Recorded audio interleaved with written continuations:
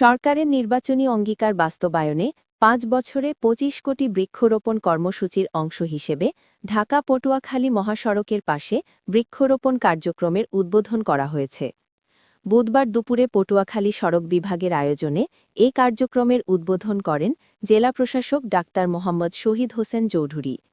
এ সময় police super Mohammad Abu Yusuf, সড়ক ও জনপদ বিভাগের নির্বাহী প্রকৌশলী মোহাম্মদ জামিল আক্তার, জেলা বিএনপি সাধারণ সম্পাদক অ্যাডভোকেট মুজিবুর রহমান টোটন সহ সড়ক বিভাগের কর্মচারীবৃন্দ উপস্থিত ছিলেন।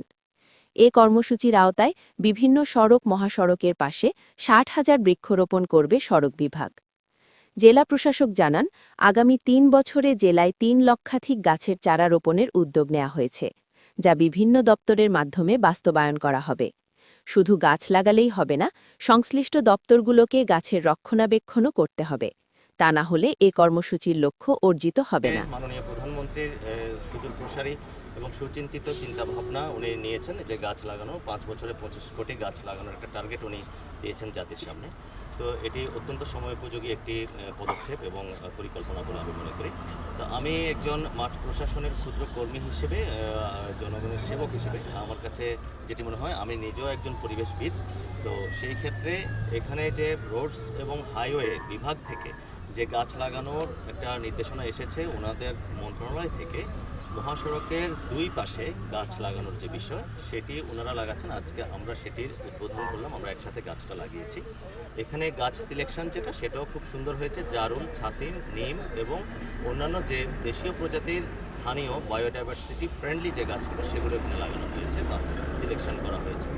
এর পাশাপাশি শুধুমাত্র মহাসড়কের ২ পাশেই নয়, আমরা আরও পুরো পটুয়াখালী এটি উপকূলীয় এলাকা হিসেবে এখানে আমরা ওই রকম গাছগুলো লাগানোর আমরা পরিকল্পনা গ্রহণ করেছি। বিভিন্ন ডিপার্টমেন্টের মাধ্যমেই কিন্তু এই গাছগুলো লাগানো হবে। এটি জেলায় এবং উপজেলায় আমরা দেখেছি। আমরা জেলা প্রশাসক হিসেবে যখন আমি এখানে যোগদান করি তখন থেকে ৩ বছর মেয়াদী একটা অগ্রাধিকার কর্ম পরিকল্পনা সরকারের কাছে প্রেরণ করেছি। সেখানেও আমাদের টার্গেট ছিল ৩ বছরে ৩ লক্ষ গাছ লাগানো এই পটুয়াখালীতে। সেটি জেলা, উপজেলা, অন্যান্য ডিপার্টমেন্ট সবগুলো মিলিয়েই কিন্তু। তো সেই ক্ষেত্রে আমি মনে করি গাছ লাগিয়ে ছেড়ে দিলেই চলবে না। এই গাছগুলো রক্ষণাবেক্ষণ, এটার সারভাইভ্যালিটি রেট যেটা, সেটা যেন নিয়ার অ্যাবাউট 100% হয়, সেটিতে আমাদের নজর দিতে হবে।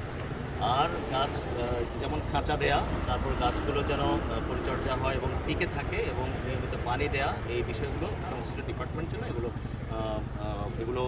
কার্যক্রম গ্রহণ করেন, সেই বিষয়ে আমি পরামর্শ দিব তাদেরকে এবং আমাদের নজরদারি থাকবে ইনশাআল্লাহ।